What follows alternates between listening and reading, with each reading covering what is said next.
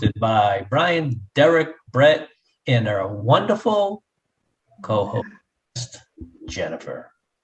Hello. How are you, Jennifer? I'm great. How are you guys doing? Doing well. It's been a while, so thank you for holding it down the last couple of times for us. Yeah, I hope you've been out doing fun stuff. I guess so. Yeah, not too much, but hopefully my brother and Brian have been doing what they're supposed to be doing. Well, we just beat down on Brian, so feel bad for the guy. Yeah. It seems like that's the where it always goes back to. Well, we've had some fun, man. I feel like we were just talking about what our sort of the spaces that we've been in, and man, I feel like we've done history, we did some career stuff. With the BNAS business chats, we talked about a couple of business topics, and before that, we had a local buddy on who had his own business. So I feel like we've been covering so much, man. I'm going to get back to the mental wellness and physical wellness space today, which I think will be fun to chat about for sure. Yeah, I think that you got that episode with Jess. I mean, I think you guys asked some really good questions. I think there was a lot of good feedback there in terms of like that job piece, kind of people find it a different direction. And it's just crazy how many people are doing that right now. Every industry is like you're just totally up and changing, so God bless all those people that are doing it. Maybe I think I just might go to Walmart and just start handing out stickers or something like that. Those are some of the happiest people that work ever. They work exactly. at Walmart. There's no stress. Is there not stress there? Like, here, I'm just going to go hand out stickers, or I'm going to just, hand you a cart and be on your way. Yeah. I tell you my Walmart story. You guys know I worked at Walmart, one of my first jobs. Did not. No. Yeah. So one of the things, and this is when they were first opening stores up here in the Northeast. So you had all these Southerners that would come up here and teach us all it was back in those 90s. It was, you didn't have those companies here like you do now. So anyway, they had this thing called loss prevention. No, what they call it zone defense. Zone defense is what they called it. You guys know what that is? No, do tell us. So the zone defense is this thing. Well, you would think it's like a football thing, right? Where you play zone. That's what I thought it was. So zone defense is basically when they clean up and they straighten up all the merchandise. So a picture after the end of a long day when like people like my kids come in and move stuff all over the store. As employers, the employees had to go in and get it out and straighten it. So that when you came in the next day, the customers came in, they saw a nice, clean, organized store. I thought it might just be like a long day. You were just so frustrated. You just go down clotheslining people. There was some F-bombs dropped during that time. Maybe some things that I can't repeat here on the podcast. So can I say one thing? Yeah, go ahead. Go ahead. Oh, sorry, Brett. Go ahead. No. Go ahead, buddy. I listened to Derek's episode today that he did on the AutoCast. Derek did an outstanding job on that. I realized. A little late to the game on that one. Huh? I know, man. I know. I know, right? It's been out there for 3 months. Sorry. It's like sleeping. Way to support the podcast, man. Yeah, I know. Sorry, Chris. Yeah. No, that was an awesome, awesome episode. So someone brought a really good question the other day that actually they heard from something else. Actually, it was Barbara. Barbara Ram. So this was the question. If you were going to run a 2-day music festival, right? And you could pick the headliners and the people that played before, who would they be? But then I thought more about it and I said, the 2 days, right? The first night are people that are currently living. Pick one headliner and pick 5 people to play before, or 4 people to play before them. And the second night are people that have passed away. 1 headliner and 4 people to play before them. That's too much to remember. Right, you really a little complicated. Good, I think it's So 10 bands. It's like an SAT question. Grade A leaves the station. Yeah. So who are your 2 headliners for living and dead? Man, I love all kinds of music. I really do. I could either go like a Carrie Underwood because she puts on an incredible performance. I could go Bon Jovi. I've seen him several times, and he's a great headliner. Those would probably be my top two for living. I thought it'd be interesting if you had a good headliner, well, whatever headliner you chose, but really mix them up, like the genre up on those nights. So like you go like maybe Jay-Z headlines, but before that you have like Frankie Valli, and then you go to like I don't know The Weeknd, but maybe Beyonce. Then it's totally, you know, Maroon 5, and then you go to someone else, and it just really changes, and then boom. But Dead,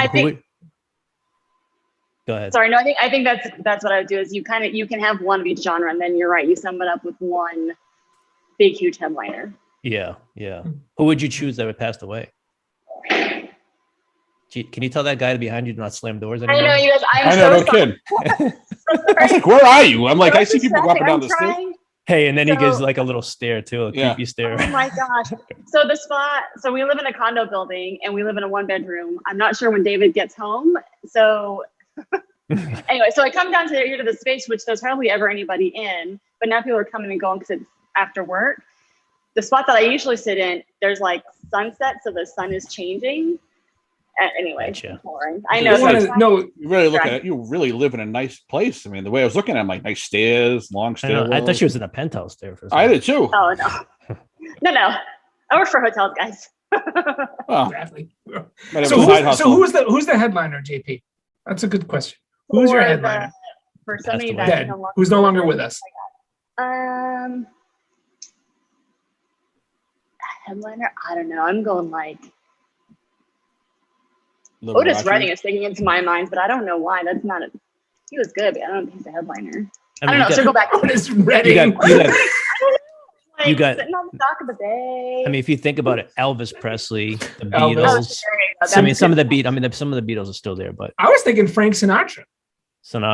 Yep. Jimi Hendrix. I also don't want to offend somebody by saying that they're dead and they're not dead. That's true. Tupac. Sure. He could be listening to the show. He's listening to the Three Guys podcast. Hey, Lily Elizabeth Watkins is chasing him around for us, so she can find him. Oh no, we were going to find them and then send it to her. Well, they do the holograms now, right? It can happen. Yeah. They brought I was going to say someone who's in between to headline who's no longer with us is Prince. That's a good one. Michael Jackson. Yeah. Derek, who would you choose? Yeah. I just meant for someone who's not the headline, the show, Prince. Yeah, someone who's no longer alive. Yeah, I would say Prince because he can go either way with his music. What about living? For a living? Not Brian Nazarian. Yeah. That's a good show.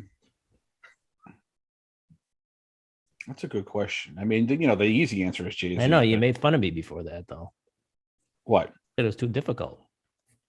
No, I didn't say. I just said I'm trying to think of the easy answer to be Jay-Z, right? I mean, but you're trying to find someone of all that's what genre. I thought too. I mean, someone who could cater to everyone. What about you? Went to whatchamacallit you really like Justin Timberlake? Justin Timberlake, yeah, he's good. Yeah, he'd be good to. Rolling Stones. Yeah. What about this? Bringing back like from Queen. Oh yeah. Freddie Mercury. Yeah. So that that'd be a good one to lead off. I mean, every time that concert, remember the UK years and years ago? Did you see the movie with Bohemian Rhapsody? Really, unbelievable. Really good. Yep. So there's a lot of good people. And look at Amy Winehouse too. I never listened to her, but people might like her. Mm-hmm. Yeah. Well, you try to find someone who fits everyone, right? That everyone can say, "Hey, I like their music," and his or her music, and fits into today's. For you though, Brian, would you bring Michael Jackson back, knowing all the stories behind him now? Listen, man, you gotta separate the. No, but remember, if it's a headline show, right? Music. You want people in there, right? Well, are you saying would I not bring him in because of all the stuff about him, like that? What you know now, all is with. Yeah, because listen, man, remember, you wouldn't be able to bring in any musicians if you found out. That's a big difference between that and what he did. There's possibly what he did. In fact, Pasika, Masika had told us in last week's show that her dream job, I don't know if you guys heard it. I know you heard it. I'm sorry, I know you have heard it. Her dream job would be, I'm going to admit Destiny is the second. I'm going to say this clearly so it doesn't screw up on editing. Jen's dream job would be a lounge singer. So we can have Jen come in. I didn't say lounge singer. I said entertainer. All I could think of lounge singer was like, what was it called? Las Vegas with Michael Douglas. That's what I want to clarify. Good take. Good stuff. What's that the show, the Fabulous Baker Boys? That's all I can think about. It was Las Vegas when he goes in and he meets the woman who's wanted to be a lounge singer all her life. That was her dream job. I could see you there, Jen, right? Just saying, hey, how you doing, guys? Gosh. Hey, how you doing tonight? Hi, Nancy. Okay, so real quick before we introduce Nancy, so I just Googled most famous dead artists. So here's what comes up. Jimi Hendrix, he'd be really good. Kurt Cobain. Oh, I forgot about that. Yeah, see, Janis Joplin. Prince. Those were the top ones. You should ask our guest that question, Jennifer. Oh, I bet. Okay. What was the question? What was the question? She's coming. Go ahead. So if you could have any artist headline 2 nights, right? Headline. First night, the artist is still currently living. Second night, the artist has already passed. Who would you pick as the headliners? Oh, it's crazy because I don't know a lot of like the new, like I was watching the MTV Music Awards. I'm like, I don't even know who any of these people are. I don't know what they sing. I don't know who they are. I don't know anybody. But it'd be a toss up probably between Janis Joplin and Prince. Oh, Janis Joplin. That's a good one. Yeah, they're just, yeah. I'm trying to think of who's. All right, give me a moment. I'm surprised Brian didn't mention Jim Morrison like we talked about last week. Yeah. Yeah. I forgot about Jim. That's a good one. Let me look. Hold on. I know, so I was like, let me. It's hard because every time somebody's popping into my head, unfortunately, they're not here anymore. So those are the ones that are popping in. Well, Jennifer said the same thing. Maybe Michael Bublé. I don't know. My brother loves Michael Bublé. Yeah, big. That was not a. He wasn't even on my radar. Although he's been around forever. He was not even on my radar till a couple of weeks ago. Really? Would you watch like a documentary on him or something? No, I just heard one song and that was it. Gotcha. Yeah. Who would you do like on the people that passed away? Who would you have to kind of do the pre-performance for them before the headliner? Before the headliner, the like people that passed away. Yeah, the openers. Yeah, I couldn't think of that word, Jennifer. Thank you.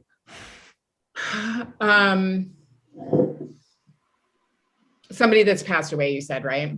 Would you throw Elvis in there? No, I'm not an Elvis fan. No. Not that I don't not like him. It's not my biggest. What about Tupac or Biggie? I was. Yeah, I would definitely choose Tupac first. There we go. Oh, did you give her that answer, Brett? No, it would totally be him first between him and Biggie, and I love Biggie Smalls too, but yeah, it would definitely be Tupac. There's so many that that I grew up with. Like Jimi Hendrix and Jim Morrison. Robert Plant's still alive. I would totally love to have him. Even Roger Daltrey. That's all the stuff I grew up with. Yeah, we mentioned Freddie Ian Mercury. Anderson. It's good stuff. You know what I was watching the other day, which is always on, was with La Bamba. We talk about like I'm being serious. No, Richie Valens. Richie Valens, Buddy Holly, the Big Bopper. Yeah. Do a little La Bamba. Yeah, they died young. Yeah. My brother La Bamba. Brian is a big Yanni fan because he watched the breakup.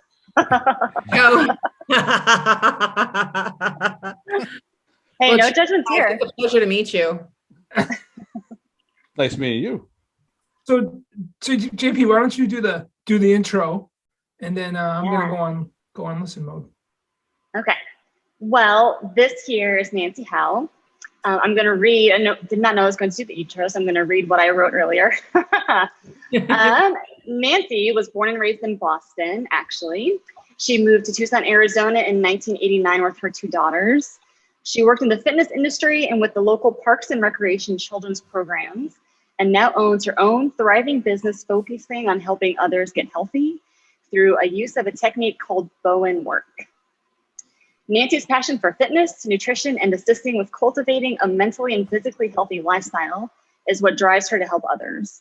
Separately, nonprofit work has always been a big passion for Nancy. She worked for years with a nonprofit called Homicide Survivors and has also recently become involved in launching a new nonprofit called the Ultimate Youth Community Center, which is focused on helping the youth build self-esteem, self-awareness, and grow the skills necessary to thrive in this world. In her free time, Nancy can be found spending ample time with her 6 beautiful grandchildren. And that's Nancy in a nutshell. It's a great What intro. did I miss? The only thing that I'm still doing that I'm actually just restarting again is, and you'll see on my thing, it says Drinks with Destiny. So AKA my other name is Destiny Moon, and I do a YouTube program.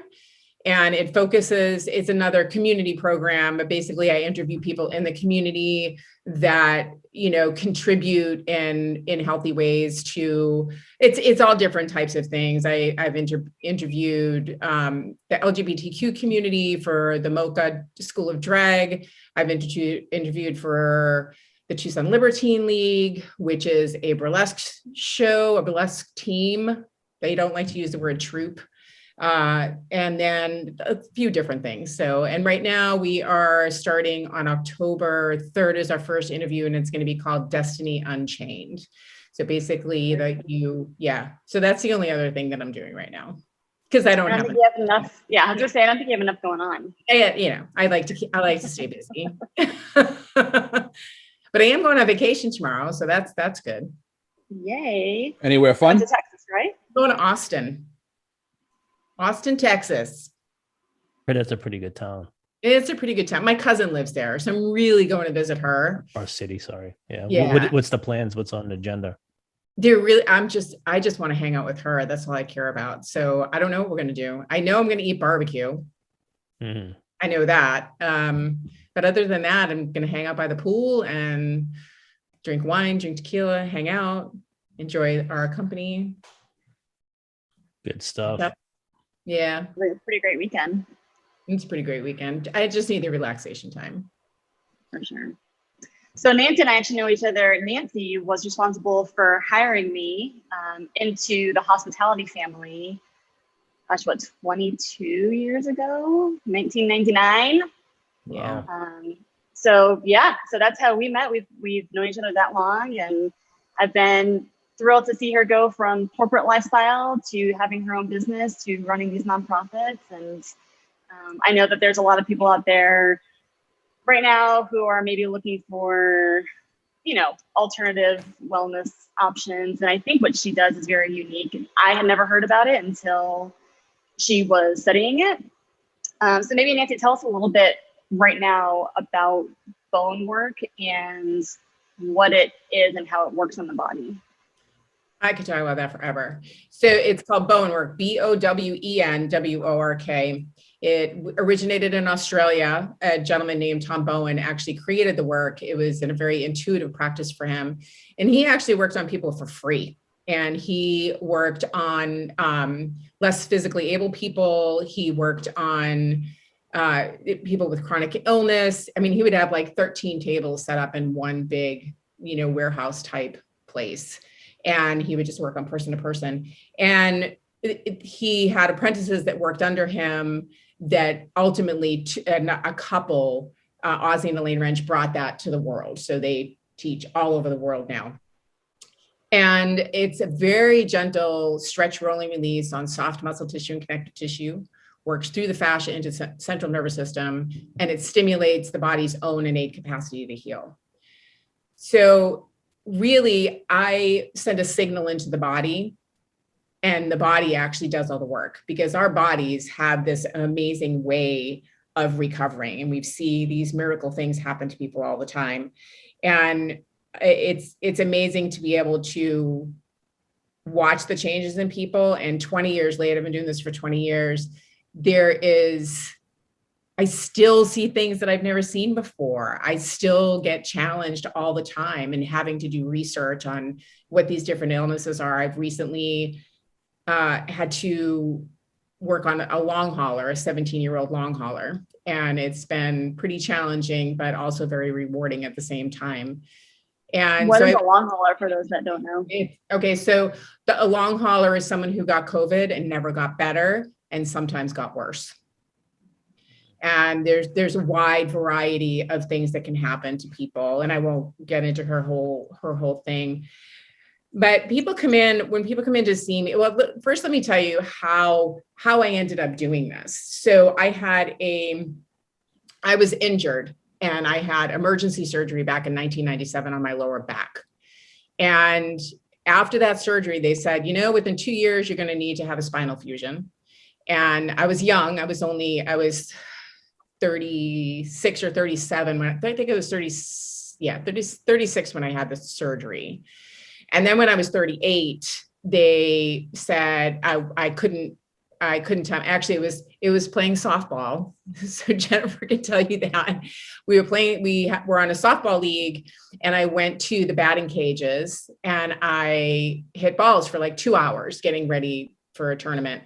And the next day I couldn't stand up. And from there, it lasted like a year of it just got worse and worse. I couldn't tie my shoes. I couldn't exercise. I couldn't do yoga.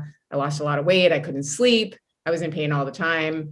And I ended up finding this woman who was a Bowen work instructor. And she said that she thought she could help me. And I went in to see her and I thought, this lady is a total quack. I had so much body work. I was getting ready to go in and have a spinal fusion. And I went to see her and she did these really gentle little moves on me. And then she'd kind of leave me alone. And then she'd come back in and she said, I think you're done. I don't think we can really do anymore. I didn't even talk to her. I was just like, I'm going to try anything at this point. And I cried all the way home. And I didn't realize that when I was crying on the way home was one of my responses, but I went home, I slept, I was hungry, I ate, I got up the next morning, and it was the first morning in a couple of years that I'd woken up and was not in excruciating pain in one session. And so I continued to see her till I was completely better. I canceled my surgery, never had it done. And it completely changed my life. And then I decided to do the work and give it to other people. And amazingly enough, one of my first clients had the same exact issue that I did and was able to avoid surgery. And I've had, many since then. But I tell people all the time, it's not me. It's the work that I do. It's the work that I learned. And I'm just able to offer it to people, and their bodies do the work themselves. It's Bowen work. So that's it. When you said one of the reactions was like the crying, was that like, that was your reaction, your body's reaction to it? That was my first one. And I it was for a couple of reasons. So there's a saying, it's what happens in life writes a story in your flesh. And so when we're suffering from chronic pain, it's not always because of an injury. My body was already compromised in ways that I didn't even realize when I was injured. And I was picked up and thrown across the room into a pool table. And I jumped up from that where I was a bystander in a fight and got picked up and thrown across the room, hit the pool table, hit the ground, got up and walked away. Mm. And the next morning I stood up and I was talking on the phone and I lost all feeling in my foot. And I ended up having surgery the next morning. However, what you see a lot of is when there is, not to get into too much detail, but people suffer like different types of emotional trauma as well. And so you see people that come in that have this pain that comes from nowhere, or their bodies are compromised. We lost you for a second. You there? Oh, okay. Where did you lose me? So, Sorry, you were talking about when Right you after got the surgery. when you got thrown against the wall, then you said you kind of fell after you were on a phone call. Oh, You lost yeah. feeling in your The next morning I was on the phone and I lost feeling in my left foot. And that was because the disc ruptured in my back at that point. And so I had surgery the next morning and I had a terrible recovery. But the crying part of it, so there was an actual physical injury, but I had already had back issues before that had even happened. I had already had, I've always done very physical labor. I've worked in the hospitality industry. I worked on a job shoveling horse crap on a farm in Linfield when I was 17. I pulled lobster traps, was my first job, out of Winthrop. And so I had a lot of that stuff, but there's also other things that kind of show up. And when people have that response where their response is emotional, I know that there's more to it than just the actual injury that they suffered. Their body is compromised in other ways. And so that can be and I tell people when they come in, when we sit and talk, they are allowed to speak freely. The first session that they come in, I do a complete health history. They sit with me for an hour. They tell me all of their surgeries and injuries and accidents and things that they've had. If some people will just openly start talking about trauma that they've had, some people don't say anything and they don't say it. Then they come in for the next session. They're like, this is what happened. And they start to talk about those things that have happened. And so it's amazing when you can kind of track back, like, okay, well, when did this start? When did that start? And sometimes it's from an injury, sometimes it's not. And especially with chronic illness, you can see a lot of, the ways that people can recover and sometimes just not recover, so it's pretty fascinating. When I tell people that they're interesting and their stuff is fascinating to me, they're like, I'm just interesting. I'm like, I don't even know. I just do everything that I possibly can to research what I can do to help them. So is this a better option than surgery? It depends. It doesn't mean that you don't have to have surgery. It means that this is something that you can try to avoid surgery. So I never had that spinal fusion. I was bone on bone. And I had like moving x-rays, I had MRIs, I had a ruptured disc, I had already had surgery, I couldn't tie my shoes. I box, I've been boxing for 4 years, I run, I do HIIT workouts. I don't have that anymore. And it never came back. And even when it went away, even when I realized that I was better, I always thought at some point that this isn't going to continue to work, that it's not going to last, that it's not going to, but I started to really put my health first at that point. Like I can't do this anymore. I have to really start taking care of myself. I have to start exercising again. I have to, and I haven't done that consistently throughout the years. I've had ebbs and flows like most people. I even had an accident, a pretty traumatic quad rollover wreck, and still didn't injure my back, which was amazing. I mean, which was amazing. You've got so many, like, do you just shake your head sometimes at all the different things that have like come across? I mean, like mentally, like that's gotta take a toll, like between some of the, the accident, the quad, getting thrown against the wall, like those are things that hit you mentally. So with the Bowen therapy, I don't know if I'm jumping here, but like you talk a little bit about like the fitness part about it and building self-esteem and self-awareness and things of that nature. Do you feel like that part of it really improves your self-confidence? I do because it's not, I can say it does for some people. Maybe it doesn't for everybody. I can only tell you what my experience is. And for me, for my personal self, it's important to me, especially at my age, to be strong. And it was always important to me to be strong. I always wanted to be strong. When I was a kid, I always wanted to be stronger than my brothers. I had 2 older brothers, and I always wanted to be stronger than them.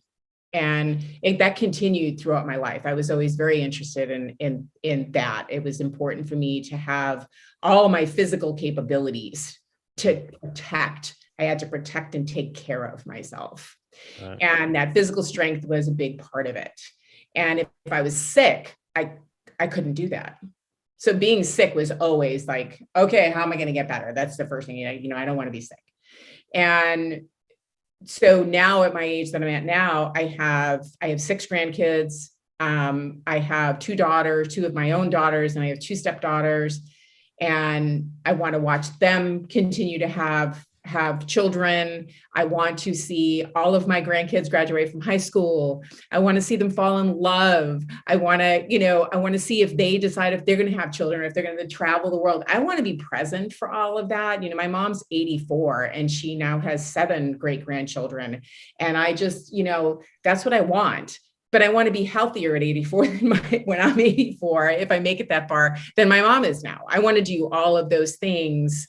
And I look forward to doing all of those things. And I find a lot of joy in all of those things. And being a healthy person and being able to interact and get down on the floor at 60 years old and crawl with my 2.5-year-old granddaughter. And I get to, go out and play baseball with my 15-year-old. It doesn't get better than that. Yeah. So that in itself, I think, when you feel good, everything feels good. It's funny. My brother always wanted to be as strong as me too, Nancy. It just doesn't. Yeah, I did. Still do. Brett, I know you do F45, right? Yeah, I do. Yeah. Nancy, I think I saw, did you do an F45 class like last week or the week before? I did. Still haven't done it. So I do a lot of HIIT workouts at home, through, once I quit the gym, I really just, I started building up my weights and all that stuff and started doing things here. And Jennifer knows I have a Peloton app, and I went to the F45 class and I thought it was wonderful. And it was really fun. The instructors were great. And it wasn't as hard as I thought it was going to be. Yeah. I felt like I really wanted to be a little bit more challenged, but honestly, that was the only class that I took. But did you like push yourself through like there? I imagine you probably did, but like what class did you go to? Because like there's an opportunity with the weights, you can go heavier. I don't even know. And that's the thing, like in some of them I did go, I would go to do it. And I think that had a lot to do with that. I think because it was my first class, I was kind of just discovering what was happening in the class. And the problem for me in continuing to go, because I did want to continue to go, because I loved the energy in the room and everybody that was in there. And I thought, okay, you're right. I think I likely could have challenged myself a little bit more. And I tend to, at the beginning, as I'm trying to figure stuff out, not, just try to figure out the weights and stuff like that. My challenge is actually, it's so easy for me to get up in my pajamas and work out in my living room. Yeah, I know. Get up and drive somewhere. And I've gotten really complacent when it comes to that. And then when I'm in my living room and I challenge myself and I can't achieve what I'm trying to challenge, I'm all by myself. And I'm still in my pajama bottoms and a sport bra and nothing else is happening and nobody else is there. Yes. Like I did it for years. I was going to the gym and then I stopped, and I just like all my apartment buildings since I've, for the last 7-8 years have had like a gym inside of it.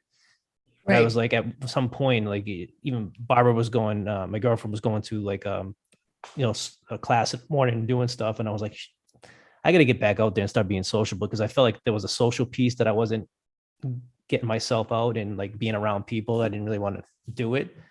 But when I get into this class, I think the part that you find there's some class like tonight I came out of it, I felt like my legs were jello. But I do find myself mentally sometimes saying, okay, like I really don't want to be here at 5 o'clock in the morning. And then like you're kind of half-assing it through the exercises. And I know at the end of the day, I could have probably pushed myself, as that clock comes down from 35 to, 2-3 seconds, you drop the weight to 2 or 3 seconds, in that mental part.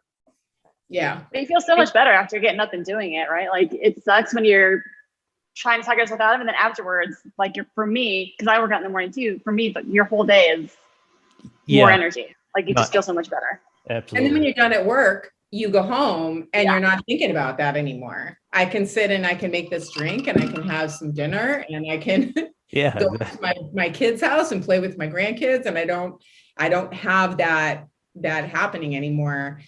Yeah. And you know, when you talk about the difference, you know, sometimes you challenge yourself, sometimes you don't. My thought process on that is really, some days I'm ready to challenge myself, and other days I'm tired and I don't feel like doing it, but I do it anyway. And maybe I don't challenge myself, but I can still tell myself I did it. Yeah. Well, that's one more thing on that. So you know, when they have, like, you took one class, but you usually have someone next to you. Sometimes you could have two people with you. You can have another person with you. And there's been a couple times it's been one of those days where, like, I'm like, oh man, I'm kind of half-assing it through it. Then so I get some like person in there just going like 110%. I'm like, mother effer, like I gotta go, like, dude, really? Like I gotta go, you know. Yeah, that's the truth. You know, I used to feel that way, and now I realize that I'm just gonna go in there and do my own thing. Right. And it doesn't even really matter what anybody else is doing. And there's certain things there's certain parts of my body that are better at lifting, can lift heavier weights than others. And I don't know what it is, like, and I don't know if I need to try to do something else. And actually I'm going to talk, and I'm going to call her Jen P, because that's what I call her. I don't call her Jennifer. She is Jen P. And if you want to hear that story about why she's Jen P, I will tell you. But I need to challenge myself. Like my legs, I run, so I don't run like Jen P does, but I do my own running that's in my capabilities. But I struggle with the weights and my legs. Like I struggle with like squats and deadlifts and, you know, goblet squats and things like that. I can do them, you know, no weighted. With body weight seems more comfortable to me, but I struggle with the weight there. I don't struggle with my upper body weight. I think part of that, see the guns. She's got massive guns. I think part of that too, though, is good for the mental piece, because even if you're not as strong in one part of your body, you're still getting through it. And that tells your brain and thus your body that I can do hard shit. Yeah, I can do it. I might not be great at it, but I did it. You know, I also do. I can do hard shit all the time. Yeah. Because I also do the Peloton app, and one of the instructors always says, forward is a pace. It doesn't matter how fast you're going, what you're doing. You're not sitting on your couch. You're doing something. That's more than most people, frankly, are doing. Yeah. So just as long as you're moving forward, you're productive. Right. That's very true. I'll segue into, if it's okay, into the Alta Youth Community Center. Absolutely. No, I have one question though before you go into that, because I want to ask, when it comes to, because when you always hear pain, and pain always comes with medication, right? Yeah. Pills. So does this, what you guys do does it actually help where people are not going into the medication, and that's the first thing that they grab is an OxyContin, Percocet, stuff that fights pain? Because that's a big problem. It's a very big problem. And we could have a whole nother segment just on that. And there's so much, and that's a very sensitive subject for me personally, for people in my family. But I can tell you, after I had my first surgery, I was on a lot of medication. And at the time, before I had my surgery, I had lost a lot of weight. And I think I probably weighed maybe maybe not even 105 pounds. And they operated on me, and I was otherwise, you know, I had worked out all the time. I was very strong. I was training to be on the fire department. I was tiny, but I was strong. But my body could not handle the amounts of medication that they thought was appropriate for me to take. And so afterwards, it was probably about, it should have taken maybe about 6 to 8 weeks for me to get better. And by week number 10, I was like, I'm not better. I just want more medication. I'm still in pain. I was still taking medication. And what they were giving me was Vicodin and Valium. And so back in the day, they called Valium, they actually wrote a book when it first came out, and they called it Prince Valium, because it was called the housewife drug, because it was given to women to keep them calm as a sedative, right? Which it ended up doing just the opposite. So there was a lot of, at one point I got up in the morning and I was like, I don't want to take this medication anymore. And by mid-afternoon, I was dry heaving, I was shaking, I was crying, I was a total wreck, and I called my doctor. I was like, what's wrong with me? And they're like, you're going through withdrawal. My doctor was so freaked out over what happened that he literally wrote the prescription, put me on a program. I said, do I need to go in someplace? Like, I was a total, and that's how quickly my body was addicted in less than 12 weeks, completely dependent on this medication. So what happens is you start taking this pain medication, and when you try to not take it anymore, if you don't do it appropriately and try to wean yourself off of it, the pain receptors in your body respond to the lack of medication. Is there really a problem? No. I wasn't really having a physical problem. It was actually the addiction to the drug that was causing my pain receptors to start to fire. So I had to go through this whole process. So for me, because it had only been, maybe like 10, 12 weeks that it happened, that I was able to pull myself out of that in 2 weeks. If somebody's been doing this for 10 years or 2 years or whatever, it's not going to be that simple. You're likely going to have to get admitted. It's likely going to be harder to not take it later. And so I don't take those things anymore. But I do have people that come in that have either just started on medication or they are already heavily addicted to medication. And so there's two choices that we talk about it. And it is not my job to tell them how they should move forward with those medications. It's only my job, my place, how I am supposed to show up is to decide how what I do is going to work into what they're doing. What is it that they want? Some people come in and say, I don't want to stop taking the medication. I want something to supplement because I can't get any more medication. And then there's other people that say, I just started this medication. I don't like it. I don't want to take it anymore. I don't want to be in pain, and they want to get off the medication.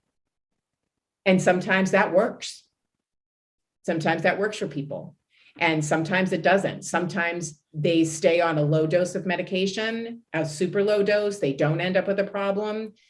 They still get their bone work. Some people stop taking it altogether. They get better. Their lives change. They do maintenance work with me, with other people. I have multitude of other practitioners that I send them to. It really just depends on the person. Some people have been on medication for so many years, and a lot of people are elderly. And that is the really sensitive part for me, is that it's part of ageism, where medication is given to older people to, and these are just my opinions, to shut them up. They don't try to do anything to fix them without doing multitudes of experimental surgeries, or that where they come in and they tell me they've had a surgery, and I'm thinking, I'm not a doctor. That is highly inappropriate thing to do. And these people don't have somebody that advocates for them. They don't have an advocate. They don't have another person in their life that's going to do that for them. And I advocated for my dad until he passed away. And I advocate for my mom now. And it's, people don't have that. And I see a lot of that. I see a lot of people that, 70s, 80s, even in their 90s, that come in and see me as a supplement to those types of things, or they've had the multitude of surgeries. So that was my short story long. Well, I think Well, it's important. It is, because I think if you don't have somebody that you are close with in the medical community, you don't know what you don't know. You just know that you're prescribed these drugs and I feel better and I'm out and now I feel bad again. Like, you don't know that there might be other avenues. And generally, my opinion, the medical community is not sharing that with you, or maybe they don't know. Like, I don't know how many doctors probably know that Bowen work is a thing, Right. or that they could refer them to somewhere else to potentially help them in a non-drug situation. Listen, there are necessities for some drugs, I think. Absolutely. Some things are needed, but there are also some that could be supplemented with other avenues, I think. Yeah. And I've had a surgery since my initial surgery, and I've had to take that medication, but I am super hyper aware and conscientious. Like, I need this right now for the pain. And as soon as I don't need it, I'm going to start to taper off as quickly as I possibly can, because I don't want that to happen to my body. I don't like the way it makes me feel. Yeah. So you take it to make the pain go away. And I think what happens is there is this trust that comes, especially with older people, that the doctor says, here, just take this medication. They don't understand that this is a highly addictive drug. Oxys and, Percocets and things like that. That is the prescribed heroin.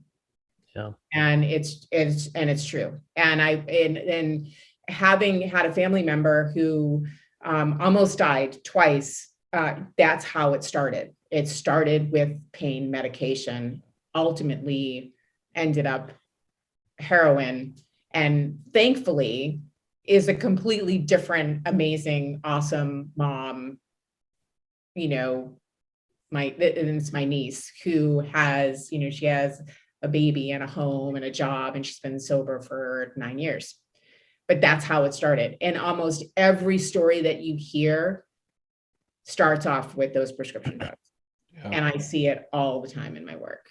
And it really, there are people that they absolutely don't want to have anything to do with not being on the drugs. So I don't discuss that with them. They'll come in and they'll say, I want to continue to take this medication. And if I don't help them within a couple of sessions, they just don't come back. And that's really up to them. It's a personal thing for them. And you can only do the best you can. But I have the joy that I have in when those people do turn into a different direction, and you can watch their lives completely change through these types of body work, not just my body work, but other people's body works, because I work in a place where there's a lot of other people that do different types of body works, and different types of massage and lymphatic massage and Reiki and all kinds of other things. It can really be a life-changing experience. And it was for me. That's all I can say, is that was my experience. That's what it was for me. Nancy, let's jump into the Ultimate Youth Community Center, but it's like 20 seconds. Like, how would, like, for someone that's interested in Bowen work, where would you tell them to go to kind of learn a little bit more about it? So you can Google Bowen work, and you can just Google, like, if you Google Bowen work Tucson, I'm pretty much the first name that pops up, but there's other practitioners that work here. Okay. There is also, there's the American Bowen Academy. So if you go on to the American Bowen Academy, if you just Google American Bowen Academy, and I can't tell you the direct, because I don't work with them anymore. I went into a different direction, but that's where you can find a Bowen worker anywhere in the world. Gotcha. Through the American Bowen Academy, because there is a link that goes to the international. So it started off being called Bowtech, and we in the United States couldn't call it Bowtech, because Bowtech is actually a bow and arrow company here. Gotcha. Yeah. So just the American Bowen Academy, you can find it anywhere. So talk to us I'm about sure there's providers. Oh, go ahead. Sorry, but so I was saying I'm sure that there's providers in the greater Boston area that you probably know, right? Not to name them here, but there's certainly people in that area. So I don't know who's in Boston anymore. My friend Mickey, she worked in Cambridge. She had a place in Cambridge, but she lives in upstate New York now. And I don't know who is in Boston now, but I'm pretty sure that there's people there in the vicinity. There are some states still that Bowen work is considered fairly new here, because maybe it's been, I've been doing this for 20 years, so maybe it's been here for 50 in the States. That's considered a very, very new type of work. It's so it's not everywhere. Would insurance cover that? No. It's unfortunate, but it doesn't. The only thing that we can take is like a health savings account or, things like that. So yeah, it's unfortunate because insurance companies they will work with some massage practices, but not with others. They work with chiropractors, but truth be told, to be a massage therapist or any kind of a holistic body worker, it's really challenging even when you do take insurance because they don't pay you. Like what we charge and what the insurance company will pay you is not the same. Didn't chiropractors go through the same thing years ago with the whole They insurance? do.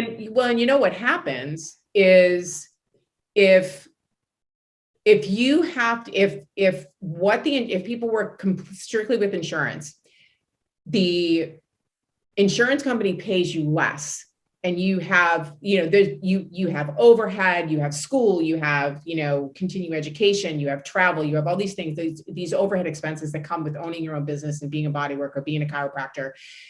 So you have to fit in more people in less time when you take insurance, because you have to make a certain amount of money to survive and to make a living at it. So if you take insurance, the quality of care becomes less with your patients and your clients because you have to fit more people. So now you're starting to be like the doctors that rush you through. When you go into the doctor's appointment and the nurse practitioner comes in, you see the doctor for like 10 seconds and then you feel like you're not being heard or whatever. I don't want that. I want people to come in. I literally have the capability of being able to block off which would typically be an hour. I block off an hour and a half for every person that comes into my office in case their time runs over and there's something that they need to discuss with me. Right. Because I want to make sure that their care is the best that they can possibly receive. And I want them to be heard, because you know what? When I walk into my doctor's office, when I walk in to see a practitioner, I want them to hear what I'm saying, because I want to be an individual. People that walk in, they want to be an individual. They want to be treated. They don't want to be an assembly line. And that's why even when you're looking for physical therapy, you want to find a physical therapist that specializes in what your need is. Yeah. Right. I think that it's for anything, for health wise, from dentist, dental to eyes and everything else. Like as you more and more you think about it, you're like, you wanted to do it right. Like you're saying, Nancy, like you want someone that's going to actually, I remember being down in Miami and some of the dentists down there, I feel like they were just juicing you for money, and there was no like care about like what they were doing. They were just saying, oh yeah, you need a whole new tooth, and like they're putting a cap on it and you're spending thousands of dollars for that, Right. So it's interesting. But let's jump into we're going to change gears and we go into what the Ultimate Youth Community Center. So talk to us a little bit about this and how this kind of came about. So I've been boxing for about 4 years, and I really started to get into it and started like doing personal training with 2 different trainers at the gym that I was going to. Their names are Junior and Wes. And they are they're 2 of the most amazing men I've ever met in my entire life. They're single parents. They work really hard. It is completely their entire life is their work and what they do and they work with kids actually in this gym. So I started doing personal training with them, and mostly with Junior. And then Junior during COVID, when the gyms closed down, he decided that he was going to open up his own business. He's the Ultimate Trainer, and he has like YouTube pages, and he is big on Instagram and all that. So he's the Ultimate Trainer. And when he started working, I wanted to be supportive of his business as my trainer. So I started training with him outside. So we would go meet out in a park somewhere and train. And then when the gym opened back up, I went back and I started training with Wes. And Wes started talking about how he and Junior, who were really tight, he and Junior really wanted to open up a gym for kids, helping them to, finding healthy pathways for them, like for our at-risk youth here in Tucson, trying to find healthy pathways to process, like we have a lot of homeless youth here, unfortunately. But they wanted to provide an inclusive space for the community that we have here, not just homeless youth, but our LGBTQ community, for our kids of color, for our South Tucson community. We want to provide an outlet for them where they can learn not just an outlet to process, anger, frustration, and life in general through this, and discipline through this, but also morph this into, we start teaching classes where they learn what they have to do in a rental application, how they apply for a job, how do they write a resume, how do they change a tire, how do they balance a checkbook, how they do, really teach them these life skills to be able to move forward and into adulthood. Right. So he started talking about this, and I'm like, that's really interesting. I used to work for a nonprofit here in Tucson. I volunteered for them for 16 years. I did their fundraising for them in the end, before I stopped working for them. And I called him the next morning and I said, hey, I'd like to try to help, with this beginning part, or try to get it started. And he said, oh my gosh, we were just talking about how we were going to call you to see if you would help us. And then we just did it. We started calling people, and we're officially a 501(c)(3). We don't have our tax exemption yet because the IRS is super slow with stuff right now, but we are able to take donations. We're looking for a space to get started. We have a lot of people that are on board. And if you have, so it's ultimateyouthtucson.org. ultimateyouthtucson.org. And I'll send all that information to you. I'll just reply to the email. So right now, the challenging part for us is the space, because of the real estate market. So we are actually in the midst of a plan that I can't really tell you about right now, because I don't really know if it's going to come to fruition. So I don't want to get into it, but I think we might actually officially have a space where we can start actually opening up the gym and doing fundraisers and raising money, and actually being able to get kids to be able to sign up and start showing up and starting to train with some of our trainers. And I don't want to get all emotional about it. But we've been going through, it's such a long process. And, honestly, the thing with a nonprofit is you're not really complete until it's been 5 years. And so it starts off really slow. The process is really, really slow. And if we make it, if you make it 2 years, you have a really good chance of making it to 5. Once you make it for 5, you're established and you're there. You're there. It can expand into different cities and states, and it can move, and it can become national, and you can do all those things. And those are the big things. And we're trying to stay in the space where, okay, this is the step we need to take now. But we saw it in the gym that we worked in. And unfortunately, the gym that they worked in, and I won't say what it was, but when they found out that we were starting a nonprofit, they actually felt it was competition. And there really was an opportunity there for them to have provided space for us otherwise. And that's not what happened, because their gym has a lot of kids that they have a whole kids program. And they actually had a group home that came in that tried to get, was like, hey, we have this amount of money. We want to be able to bring these kids in. And this is where all of this started from. That's why I'm telling you a story. This guy from the group home came in and said, hey, I have this amount of money. I want to bring the kids in. I want to try to do this program for them. Can you offer this service to them? And Wes heard all of this, and they were like, oh no, this is how much it costs. And this is what you have to do. And this is how you have to sign the kids. And they literally just let them go, didn't do anything for them, didn't offer them, didn't say, we'll take that. And then we're going to also give you this, which, would have been the kind thing to do to these. Well, that's a shame because those are the types of kids that need Right. an outlet. They need some guidance. They need something. Yes. And so that's really unfortunate. Yeah, that's why Weston Jr. were like, wait a minute, this is crazy. Why don't we have spaces like that for them? And so that's what they want to create for them. And there's a lot of other youth spaces that do different things, but not martial arts, not boxing, things like that. But we want to collaborate with a lot of other nonprofits that are here that we're already starting to talk to as well. So we'll see. Yeah, I think that's amazing.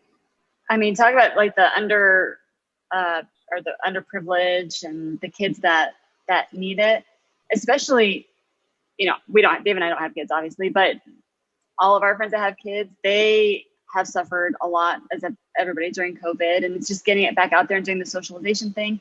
And so to hear that these kids now will have a place to go where they maybe even didn't before, but especially now getting back into the social aspect of things, what an amazing adventure for you to be on and to provide for those kids in group homes and whatever else it grows to. I think the other part too, you absolutely, and feeling like you're in a safe space. The all-inclusive part of it is when we're talking about different communities that are not just, it's not just, the LGBTQ community, especially when you're talking about teens and young, our young teens and stuff, you want them to be able to go into a place where they see role models that are like them. They want to see a role model where like, oh, she looks like me, they look like me, he looks like me. They want to see that in this world, how it is today. That's what we want to have. That's the space that we want to have for them, that they are going to walk in and feel that they're safe. It's not just diversity and inclusion are two completely different things. You can have diverse amount of people, but do they still feel included? Mm-hmm. And that's really what we're looking at, is really making sure that they feel included when they walk in the door and they see people that are like them and they feel like they're safe. Because right now, like you said, like through COVID and people being isolated, coming back out of isolation can be really scary. Nancy, are you guys utilizing like the pronouns as well there? Absolutely. Yeah. Absolutely. Yep. There was a big thing that just came out in Wall Street Journal that they were discussing that and how that's being used more in companies, and they're not pushing on people to do it, but people are starting to use it more in their email signatures. Right. Mm-hmm. And on paperwork, like on forms that you fill out, like when you go to the doctor's office. Yeah. I think the core principles, like when you how to fill out a rental application, how to change a tire, like sometimes those key like tool sets are almost more important sometimes than some schooling that you do. And like, that's my feelings, I mean, there's a couple of people like, my brother was talking like we had Charlie on, who was like, essentially flooring guy, and his skill set has been flooring, but that's like a key skill set to have. And he's doing very well with it. Yeah. And that's the thing is, it doesn't matter what you do, whether you're the CEO of a company or you own the plumbing company, right? It's what your skill is, what you're passionate about. I was so excited when my grandson's going to be 15 in a couple of weeks. Yes, Hayden's going to be 15, Jen P. How does it make you feel? And he was talking about how he just started high school, and people are donating cars and they're working on cars, and he just got this certificate, for what he's doing. And of course, for me, my dad was a mechanic, and he worked with his hands and he ran his own transmission shop. My dad had his own business my entire life.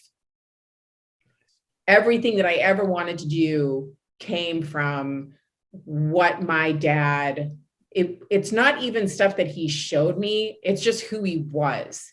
And that's who he was. He made sure that the people that walked into his place, that he was fair and he was honest.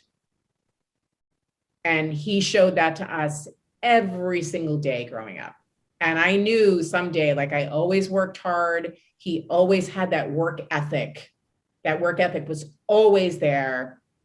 And my mom was always there, you know, beside him through all of it. And it was very big for us growing up to see that.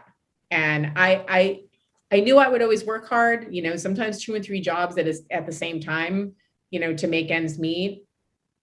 But I never could have imagined that I would have been running my own business, that I would be helping with this, you know, youth center and, you know, the other things that I have coming up in my life that we'll talk about some other time. It's always something. Well, you know, I always tell people, you know, when I was on the podcast, if you don't have credibility, then you've lost it. Then you will not have people who will trust you, and you've lost them, and that's what define you for the rest of your life moving forward, is having no credibility, not trustworthy, and dishonest. That's very, very true. That's exactly it. And that's how running the business for me isn't about making a ton of money, because I don't. I have everything that I need. But knowing at the end of the day, when I come home at the end of the day, knowing that I showed up as myself and as my best self and provided the best support possible for the people walking in my door, at the end of the day, my day was perfect. Yeah, I agree. You know? Yeah, it's not always about the money. It's about helping people out, and you're getting that feeling of helping people out. Yep. And I've had people do it for me. Jen P. They're hard to find sometimes. They really are. Sometimes people in it just to make a quick buck and call it a day. You're just a number to them. Yeah. Yeah. Well, and usually you go on to find out that they're not always all that happy. Money sounds all great, but I hear if you have it all, you don't have it all.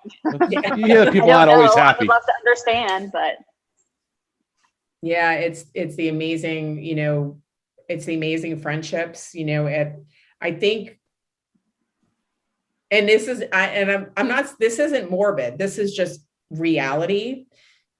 At 60 years old, you face your own mortality. You're all of a sudden you're like, oh, it's likely more than half of my life is over. What am I going to do with the rest of it? And it's not a morbid feeling at all. It's actually effing exciting. Like, it's like, okay, what am I going to do now? I can do whatever I want. Right. So I just met my new next door neighbor, and we were just discussing how after the holidays are over and we're going to do our first skydiving experience. Like, this is something my mom has talked about forever and never did. And now she's never going to have the opportunity to do it. And now you know what she wants to do? She wants to watch me do it. She wants me to see me do all of those things that she never got to do, and all the travels that she never got to do. So when I talk to her about these things, she gets really excited and animated. And Jen P knows my mom, and she's Nana. She's everybody's Nana. Everybody calls her Nana. And yeah, she's just, yeah. Yeah, put the GoPro on, and then she can really live it with you. Yeah. On your helmet. I actually have, it's a chest strap that you can put your iPhone on. Oh, okay. Right here of your phone. And so doing, what's the zip line? Mm-hmm. Put it on and go the zip line. And then they have the GoPro helmets. Zip lining is just, I want to go to the rainforest and go zip lining. Yeah, that's cool. Yeah. And then my cousin that I'm going to visit in Austin, we're going to be talking. She wants to go to, we want to do an African safari together. I wouldn't want to do that. Yeah. I would really want to do that. So the what is it, the World Wildlife Federation, okay, Yeah, so WWF, yeah. So if you're looking for doing something like that, and this is what I've been researching, so there's a lot of different ways that you can do it, but that federation actually does programs where you have smaller groups that go and do these in different countries, in different provinces. and they're really small groups, and they are very eco-friendly. And although it costs a little bit more to do it, it actually goes to the Federation to save wildlife. How does it like compare to some of these others? I mean, safaris can get expensive. That's Yeah. the biggest part of it. I would love to do it. Is So there any this, savings? so my cousin and I are saving our money Mm. because the minimum is $12,000 a person, Oh, but it includes Wow. everything. how long is that for? It's like 6 nights. Gotcha. Yeah. So, and there's different levels that you can go to. You can pay a little bit more and you can have a more luxury accommodating tent. Have dinner with the lions. Yeah. Well, you have the dinner. So if you Yeah. ever get a chance, if you're ever interested in that stuff, when I was a kid, and this is why I've always been passionate about it, is there was a book called Cry of the Kalahari.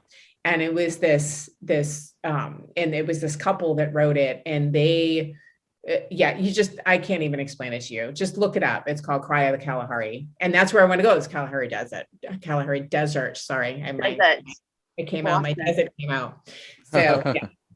Nancy, have you seen Serengeti on Discovery Channel? Yes. It's so cool. Everything. Yeah. I can't even, it's amazing the things that you learn on these shows and the things that you know, as a kid, I was like all over the place. Right. But when you sat me down with a book, different, completely different. The whole the appreciation factor too for like animals. I don't think as a kid, like, I mean, you'd see some of these, like the big game when they do they shoot them and they put the heads up there. And like at that time, like as a kid, like you didn't really know better, but as got older, like there's so much more appreciation. I can go to a zoo and just, you watch these, like the gorillas, and just watch them just chill and, hang out. And it's so relaxing. So human like. Yeah. Yeah, for sure. It's really, and I am definitely an animal lover, and I would love to be and my grandkids are animal lovers, which is wonderful as well. And so for them to get to see, that's the other thing, is being able to do these things, and they get to watch that example that I get to set, or their parents get to set, where we go out and do these things and we pay attention to conservation. We pay attention to conservation and we contribute to these programs and we keep them aware. We want them to grow up and to be able to do those same things. Yeah, no, absolutely. I put the WCS that I put like a donation every month, but I feel like it's not enough. So I feel like if I ever made it big, or, like I had the good amount of money, I think that's probably one of the first like places I would go to, is one of these, conservation efforts that are going out there. I mean, even to extent to like the oceans and, the great white sharks. And well, that's what my grandson and I want to do. And Jen P, you can put on your earmuffs if you want, but Hayden and I want to go swim with sharks. We totally want to go and swim with the sharks, and he's obsessed. Like I really feel that he'll have, when in his future, it's going to have something to do with ocean life. And he does catch and release fishing. He and his dad, fish all the time, and they are, that's their thing. That's awesome. Yeah, that's cool. Yeah, you don't realize what they're like, the animals, not to stay on this thing, but like sometimes like the animals, how they get treated, and like they can't take care of themselves, like I look at our own animals, that like the pets that we've had, and I'm like, as a kid, like you're just so consumed with yourself sometimes, and I like look back at it now, I'm like, Jesus Christ, like Brett, like you're an idiot, you know what I mean? Like you got an animal there, and I felt like I should do a better job, with taking care of animals. So what's on what's big, anything other than safari? What's next, and what's this YouTube thing you're doing? So that I started a few years ago. So originally it started with this really controversial thing that happened here in Tucson. there was a murder that happened, and I used to work for homicide survivors, so those types of things I become part of. But this was very personal. It was a firefighter that was divorced from his wife, and this whole big controversy came up, and these people were posting stuff, and it got a little crazy. And so a friend of mine, her and I had talked about, what was happening and how this was getting out of control. The conversation was getting out of control. So we decided to we did this YouTube interview thing and all that stuff with my friend Aaron, who was going to be my re-interview. So it started up with this, we wanted to talk about these controversial subjects. And then it morphed into me sitting and watching Drunk History. Never seen Drunk History, right? Have you seen the show? Yeah. So I'm watching Drunk History, and my media name was Destiny Moon, and I'm like, and of course I'm drinking, thinking it could be called Drinks with Destiny, and we could make a drink, and I went into this whole thing, and I called my friend James Olivia, and they said, oh my God, this is amazing. This is what you need to do. So I call my friend Neil, who's my videographer, and I'm said, oh, we need to do this thing, Drinks with Destiny. And he and I drink together. So the next thing you knew it, what we do is the person who I'm interviewing, he or she or they make their favorite drink, and we sit over drinks and we have a conversation about what they do. Nice. And it is a total blast. It's people in the community. Like I said, it's like one of the ones that we did was with MoCA, which is the Museum of Contemporary Art. They run the School of Drag. And it's for the School of Drag, which is really cool. So you have, senior queer people and you have youth queer people, and they get together and they put a show together. So you kind of bring these different aspects of, how they grew up and how they're growing up and how we can learn from each other on how to show up in the world. And they put together these shows, and it's not just a drag show. They're performances. There's it's not just drag at all. There are some drag things that come into it. And so they were one of the interviews. And then, I've had some recent events in my life that were very, very challenging. And I have recently felt very unchained and free. And I started talking to people about things that they became free from, how they became unchanged in their lives, and how it changed their lives for the better, and how they were able to open up their lives and move forward in a way that was healthy and sustainable for them and their families. Mm-hmm. And so for me, it's not just about having a healthy and sustainable life for myself, but I have a very big, very close family. And literally, I am my family. There's a point where you have, there's that. Anyway, I'm the mom. I'm everybody's mom, and my mom's everybody's nana. And I started talking to people about that. And then I thought, oh, we could do a whole Drinks with Destiny series called Destiny Unchained.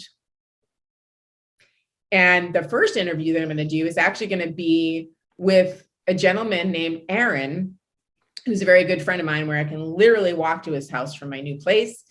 And he was my first interview on Drinks with Destiny, which was amazing. So I'm excited about it. And he left his job that had left him in a world of emotional pain, PTSD, and ended up opening up his own business and what he's doing now with him and his family. So he and his wife are both entrepreneurs, run their own businesses out of their home. And I'm at their house once a week with my glass of Pendleton, just one.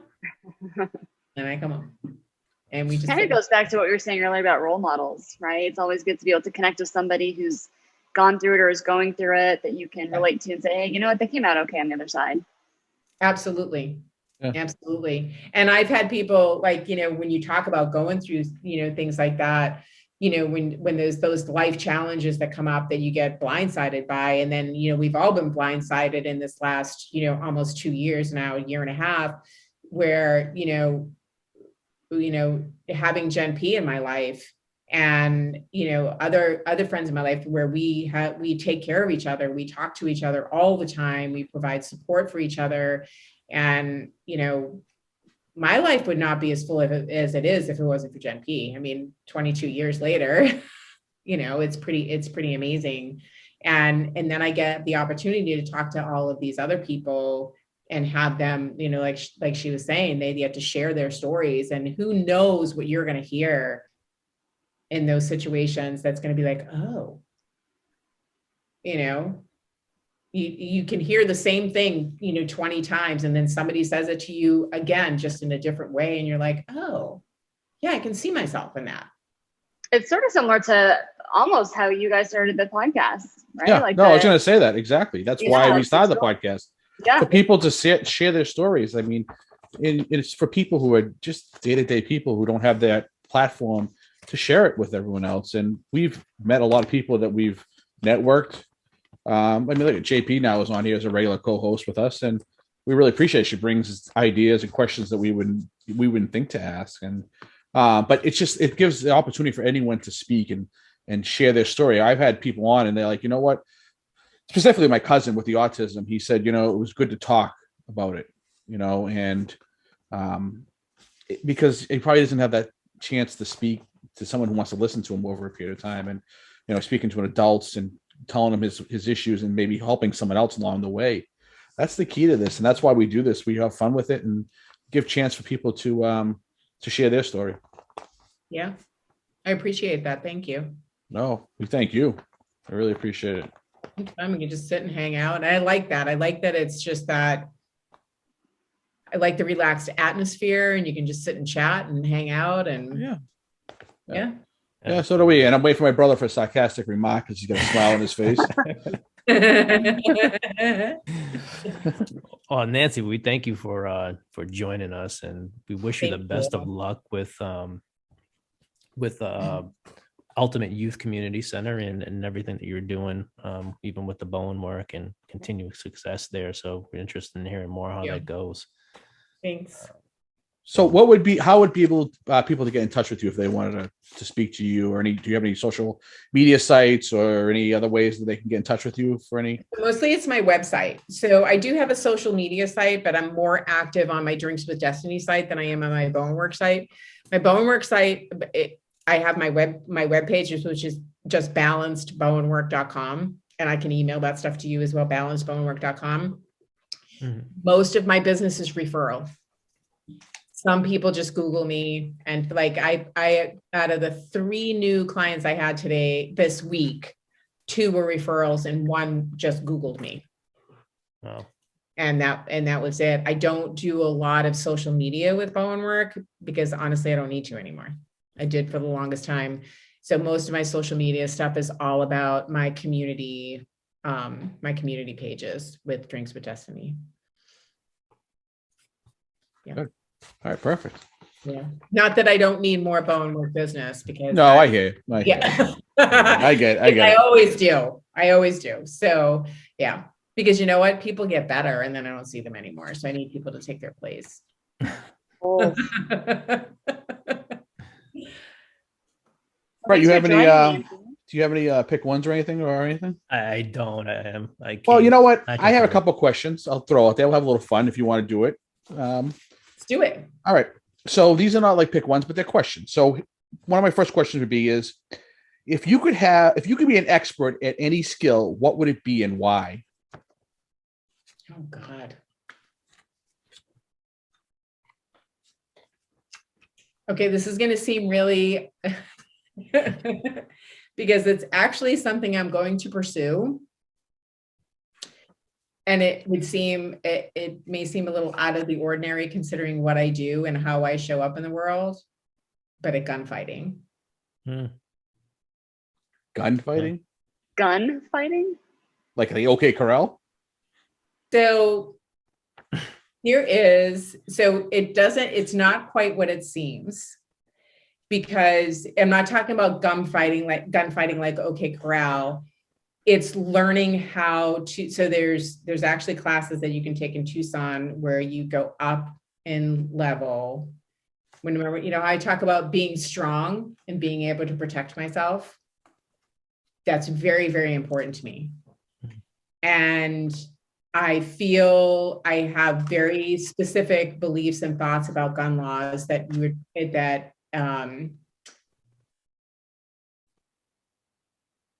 and we don't even need to get into that, but you start off, and I know how to shoot a gun. I've owned guns. I live in Arizona. You can open carry anywhere here, which I don't necessarily agree with. However, I want to be able to get to an expert level enough where I could literally shoot out of a car if I had to.